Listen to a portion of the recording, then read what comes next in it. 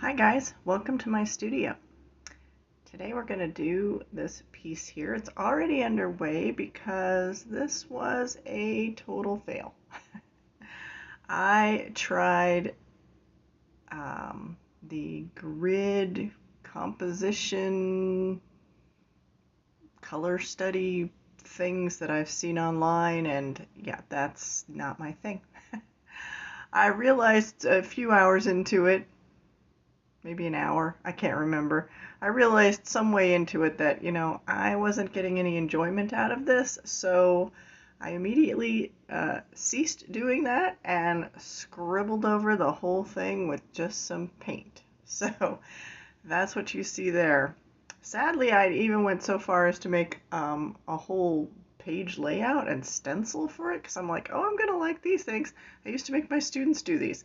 Not often, once or twice per year, but it's like, oh my God, this is torture. But anyways, so we have my scribbled mess there, and now I'm going to attempt to make something out of it. It's, in my opinion, it's just a background, no big deal. So there I've taken some large letter stencils from the days when I used to do super big paintings, abstract expressionist, graffiti, social commentary paintings, little bit of everything in there, all jumbled together. And I'm making a kind of like a pipe-like thing, I guess we would say. I'm not going to show you all of it. I'll show you a few of the steps and then we'll cut to the done pipe. But I figured my letter stencils would be good to use for the shapes, not as letters, but just as those interesting shapes, because I love those letter stencils. I even have one bigger than that size there. I also have stencils that are smaller than that size too, because now I'm working a little smaller these days. Just changing up what I do. I reinvent my artistic self all the time. It gets stale. You want to try new things. So now I'm doing smaller works. I'm trying to throw in a little bit more representational things, a lot more collage than I used to do. I've done a little bit, but I'm hoping to do a lot more collage. It seems so freeing. I thought it was brilliant though in coming up with this kind of like sort of industrial pipe kind of idea. It's not really a pipe, but and then as I was doing it and it was well underway, I'm like, I've been watching the Bourne trilogies, and you know how the end credits run and then there's that like those lines that shoot across the screen kind of like this. So I'm not entirely sure if I came up with this on my own or if it was like just subliminal from those movies, but I am predisposed to that kind of industrial look, the technology look. I have a, oh, what's that place called? I have a Matrix stencil that looks like the Matrix background, and I have a stencil that looks like the inside of a computer as well. And I love the pipes and I love numbers. I love all that industrial, grungy, techie kind of stuff. So I'm predisposed to that. So I've done the whole thing, and now I'm going in and it's a little fuzzy because I stamped it with that dauber thing. I'm straightening the lines because I want those lines to be crisp. Sometimes you want a very grungy line, a messy line, but here I wanted that particular line to be crisp. In my work, I do like to have opposites. So like if I have torn papers, I'll also have cut papers, although I do lean towards cut papers, but I try to mix it up. Variety is the spice of life after all, right? Sorry, my head's going to poke in there throughout the whole video. I have a little pixie cut with spikes, and it doesn't look like that at all from this angle, but interesting to know. So sorry about the head popping in and out throughout the video. I'm not going to spend too long on, you get the idea, I'm straightening the lines, basically. So we'll cut out of this pretty soon and on to the next step. There will be some jumps here and there because some videos just didn't seem worth putting into the overall compilation video that I've made here of the whole project, it just seemed kind of redundant. There was like 20 minutes of me outlining something, so we're not going to show that. Cut for time, and just because, you know, we've all seen people outline stuff. It's not that interesting. So there, I'm thinking about what I want to do. I have no earthly idea whatsoever. I'm just auditioning different things, different little papers that I've made.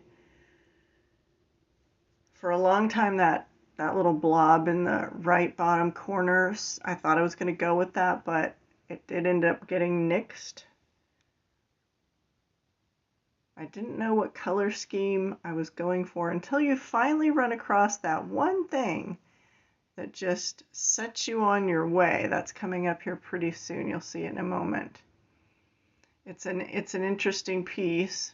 Yep, I'm opening the bag there. It's that piece, which is actually from another piece in a different sketchbook of mine, where I had done a flower stencil on my jelly plate, and I cut the flowers out to use.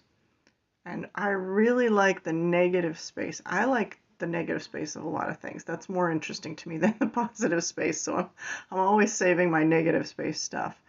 But yeah, I like the negative space of that. It reminds me of the old cartoons where you'd see a BAM in there, or a kapow, or something like that written in there. I didn't want to write something like that in there, but I restrained myself. So, although oddly enough, then like I said, I do go and outline a whole bunch of things, which, you know, my art instructors always told me was bad, but I love things that are outlined. I try not to do it too much, but sometimes it just gets away from me. And I feel, as you know, as an artist who's paid her dues and taught in a classroom for 25 years, I can do whatever the heck I want. That piece of paper right there came in my White Nights granulating watercolors. I have 2 of them. They're written in Russian, so I definitely want to use those somewhere someday. I can't even figure out what that is. I think it's like the back of a naked lady or something. It takes me a while to like figure it out. I don't even know where that came from. All kinds of different things. There's more of the negative space from the same piece, from the same jelly print that I did there. I'm gonna be searching for more of that red stuff in a while.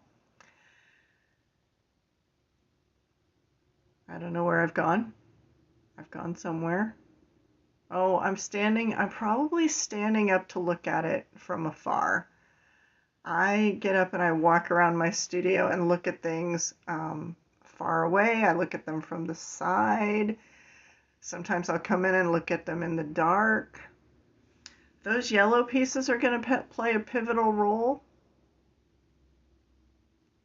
They're going to move around all over the place here. Also, from another jelly print. I got my gel plate, I don't know, a couple months ago. I haven't used it very much. I've used it like maybe 4 or 5 times.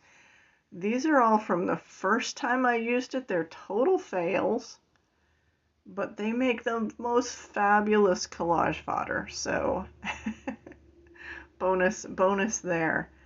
And I really haven't focused too much on the jelly plate since I got it. I like to use the jelly plate to roll my brayer on and then roll the brayer on the paper.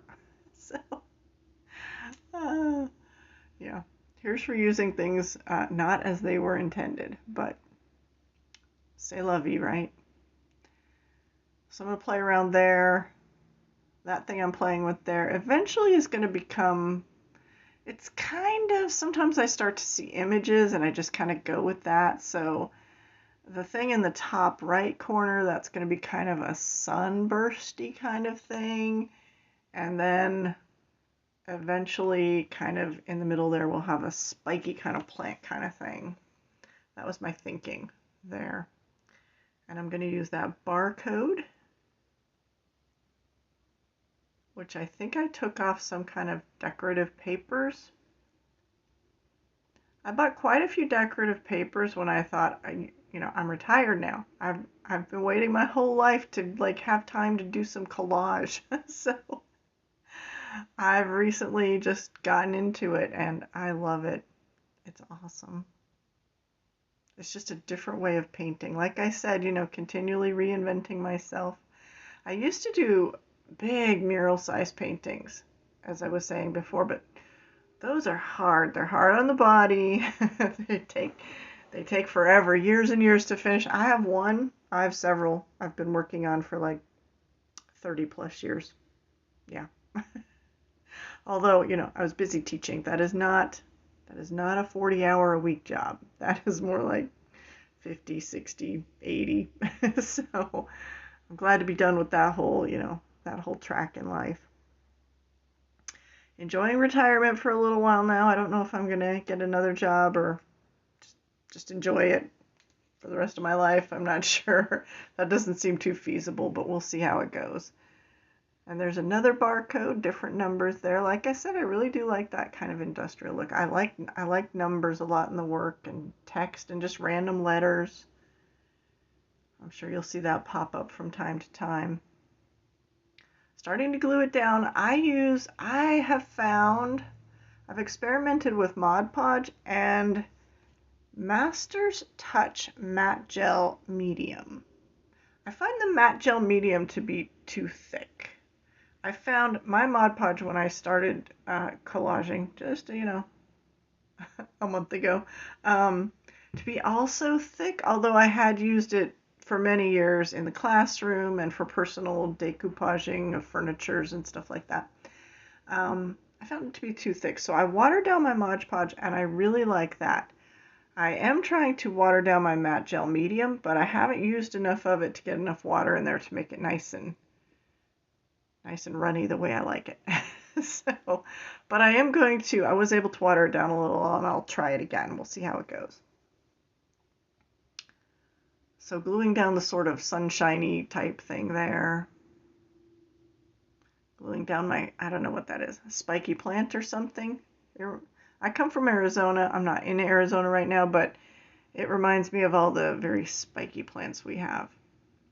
The night before I started doing this, the next day, I had trimmed my nails off to the quick.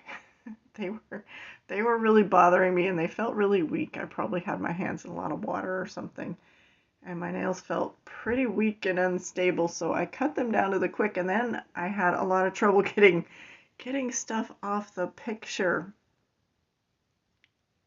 It was a battle. It's always a battle, there's always something to struggle with a little bit here and there.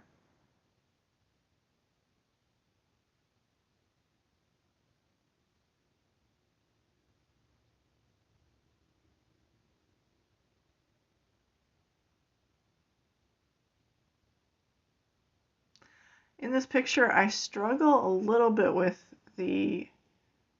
making the focal point be more focal pointy, and in my mind, the focal point is that whole area that I'm working in now inside that black pipeline, basically.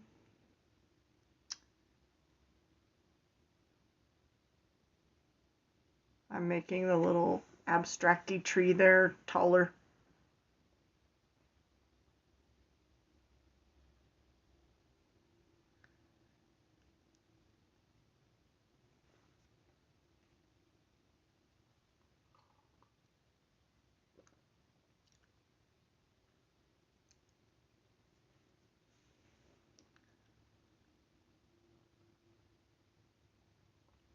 I cut that little round thing, and then it just looked like, I don't know, some kind of Pokemon figure to me.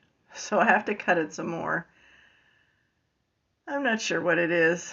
It's kind of like the place that's emanating light in this little abstract landscapey thing we've got going on here.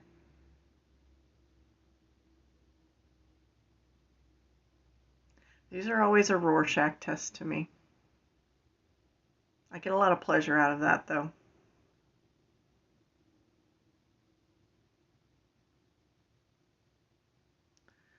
So here, I believe I'm painting the back of the paper so I can work wet into wet. That way I can move that piece rather than when I drop it into the Mod Podge, it's just stuck there immediately, which sometimes it is. If you have glue on both surfaces, you can wiggle around into the space that you want it. One of those art teacher tricks we have up our sleeve.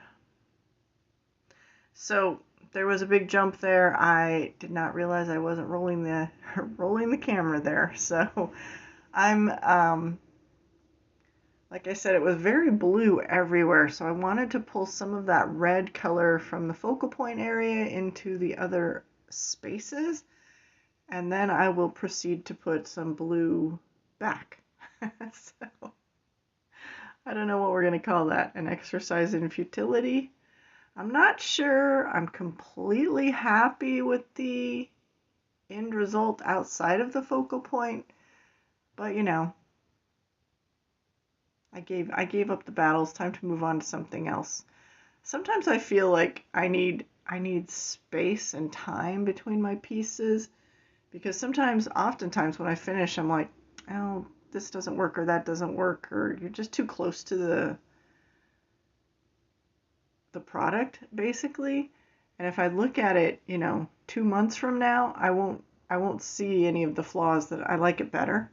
Sometimes I like it worse, sometimes it doesn't work in your favor, but oftentimes if I take some time, I forget about all of the things that I was worried about before when I'm super in my head trying to create some pieces.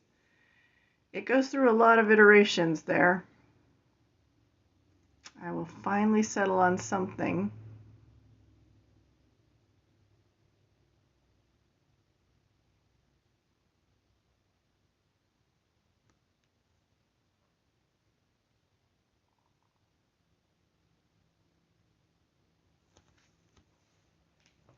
I find from my gel plate that I like these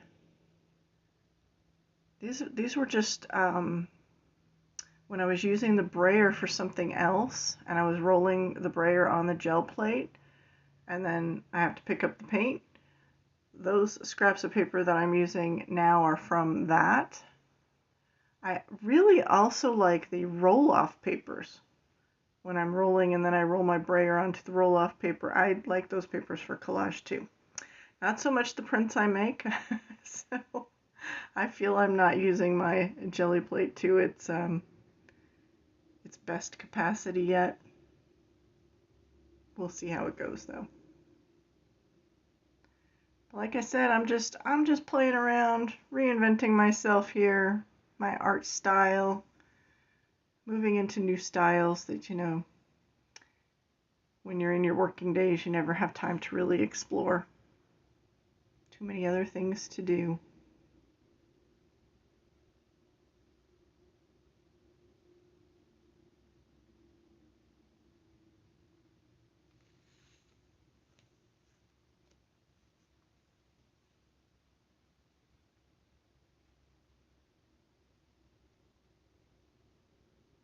So here in a second, I'm going to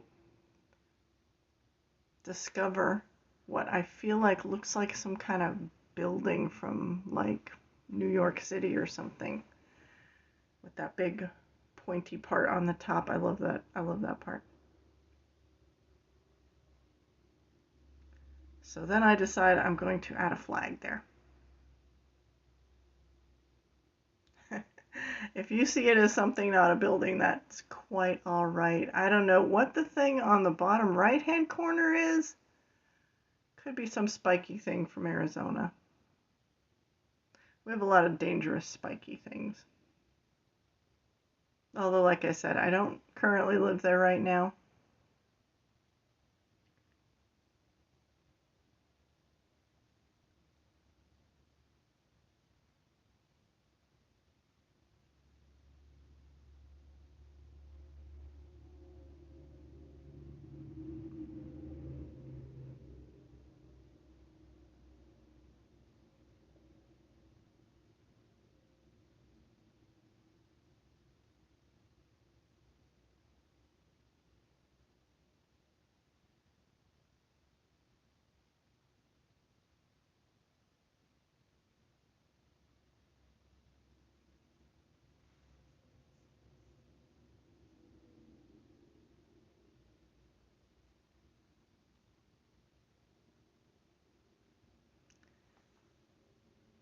In a second here, we'll stop and we'll move on to I think there'll be a big hop to where I had, in an effort to get the focal point area. Like I said, it's kind of everything within the big black line there. To pop out more, I went and outlined a bunch of stuff. So we'll kind of skip over that, and then we'll start back to kind of real time. But like I said, nothing fancy was done off camera. It was just simple outlining. But it does really give it some pop. So I'm pretty pleased with that. Again, the wet and wet technique there.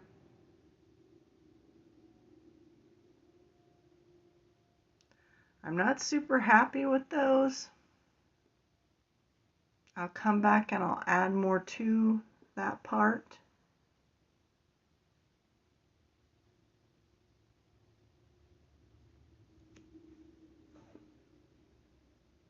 Now my thinking is I put the light green, which is in the same colorway as what I scribbled in the background before I started, but I want to bring some of that dark blue that's kind of behind the sunbursty thing in the top right corner. So that blue paper there is a pretty close match. I'll end up sprinkling more of that around because I want more of that in there.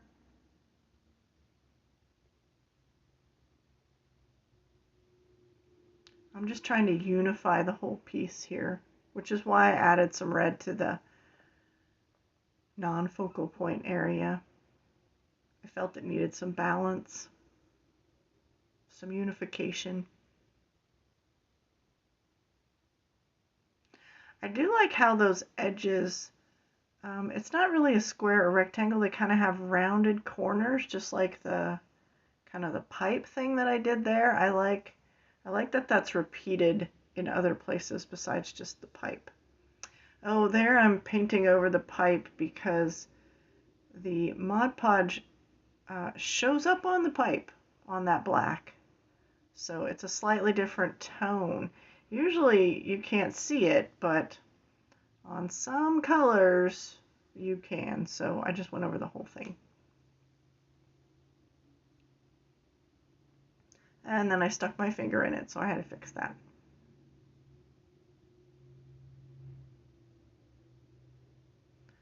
All right, there we go. So you see I've done some outlining of the pipe. There's my head again. I did some outlining of the sunburst thing and the plant. I drew some dots, just some mark making dots on the plant. I did both white outline, and inside the sunburst thing I did a yellow, kind of a yellow color outline, just to pull some from, there's yellow in the focal point, the spiky plant thing, so I wanted to move that into the sunbursty thing. Also, I did a bunch of radiating little white dashes outside of the circle in the middle of the sunburst thing. I'm going in and adding a little bit of kind of yellow, orangey yellow orange to the spiky plant.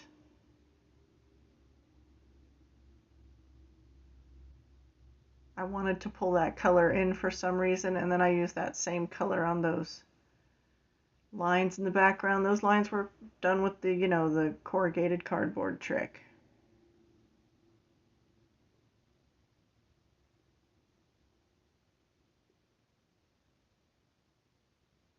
It gives them a little bit more sophistication. I don't want to say depth. They're kind of on the same. They're kind of on the same dimension already, so it's not really a depth thing, but it's more of a little more interest to those lines. Pulls your eye towards them, more into the focal point. I'm still kind of focusing on trying to get the focal point area to pop a bit. And I will go outside the black lines a little bit because the red lines do that, but it's staying within that whole focal point area. That's an Ohuhu paint marker that I'm using there. I love those things. It's the old. I got it, I don't know, 4 years ago maybe. They're still going strong. I love those. I like them way better than the Posca paint markers. I have a hate-hate relationship with the Posca paint markers. But the Ohuhu paint markers, the old ones that come in a black bag. Maybe they don't anymore, I don't know. If YouTube lets me, I'll put them in the description for you. I'll link them. I'll link all supplies in the description. I don't know if they will let me use my links from my other channel where I have those I have those privileges. So you might have to copy and paste.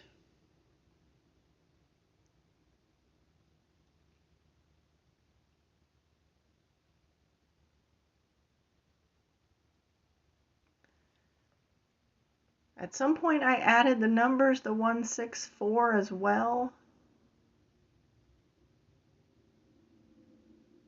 I think that's a clip that got cut just for length of time. That was just with sort of with a stencil. The stencil didn't go very well. I had to paint black around it, and then I had to fix the numbers myself. But you know, it gives you a good enough outline to follow basically when you do it that way.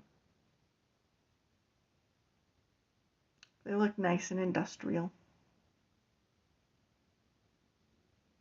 So I didn't think it had enough of the dark blue, so I wanted to add more of that just for a little balance.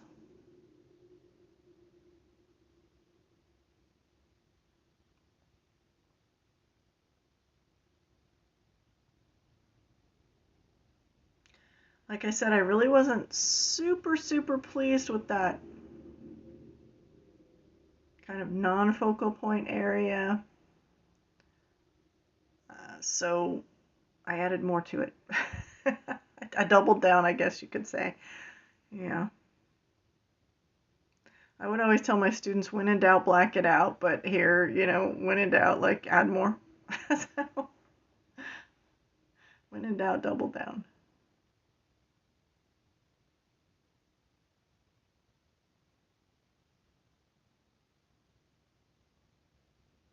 I covered up on the bottom right towards the center of the book. I covered up some of the dark blue, adding kind of more spikes in there, just because I like spikes, I guess, apparently.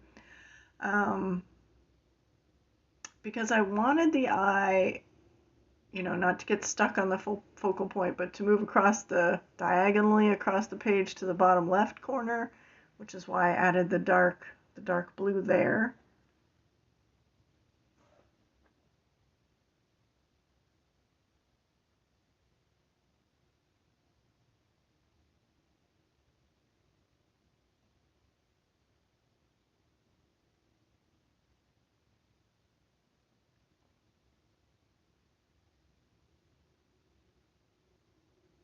All in all, I do really like this collage. I don't think it's the best one I've done in these past month and a half, since I've been kind of reinventing my style here a little bit, stretching myself a bit. But it's quite acceptable, I think. It's all just play anyways, right?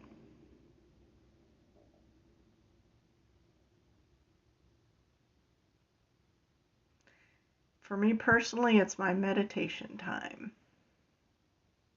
Some people, you know, like to do journaling. I like to do art.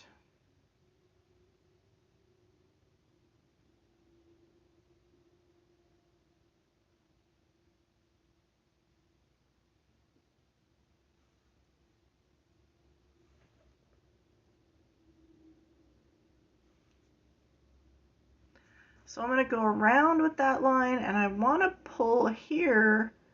My thinking is I want to pull some of that, a little bit more of that, those two yellows, the kind of yellow and yellow-orange there.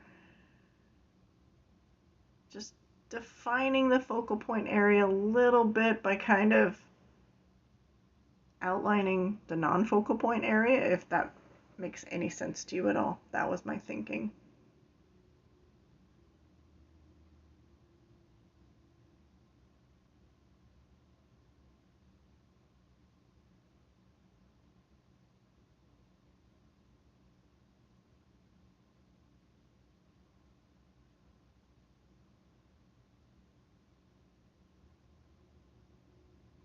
like putting a stopper in a tub almost. It's like this is where the focal point area stops, theoretically speaking. Oh, so now I'm going to, with that red Posca pen, it's like my one Posca pen that usually works for me, I am going to do more outlining. Yes, more outlining of those green, kind of minty and greeny blue papers. I felt they just needed a little, I debated between black and white, back and forth between black and white, but I did not want to call too much attention to them. So I went with this dark maroon color. It's like the same color as the corrugated cardboard lines. Mark making texture there in the center, in the focal point area. So I outlined it with those. I feel it gives them, it has the effect of almost a drop shadow kind of thing. You can sort of see it, but not, and yet it gives it a bit of depth at the same time.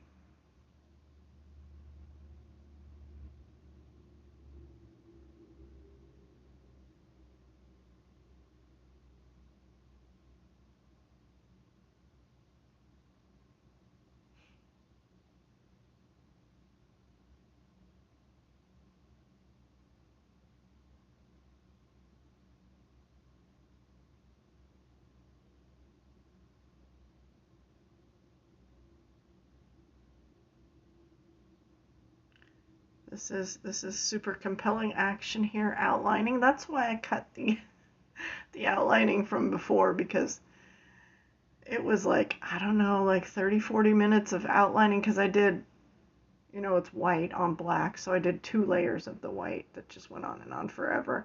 Like, we don't need that in there. I probably could have cut some of this, although at least it's just one coat of the dark red color. I feel it just gives it that little bit of something to make it not quite as boring as it was, but also doesn't take away.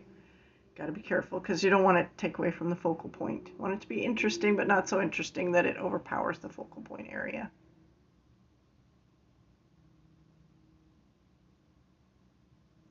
The focal point is one of the areas I often struggle with.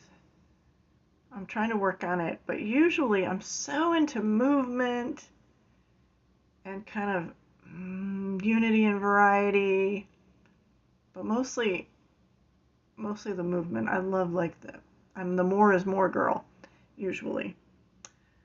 Sorry about my head there. So I often struggle with, I'm so busy like worrying about movement and this and that, that my focal points get lost. It's the struggle bus thing for me.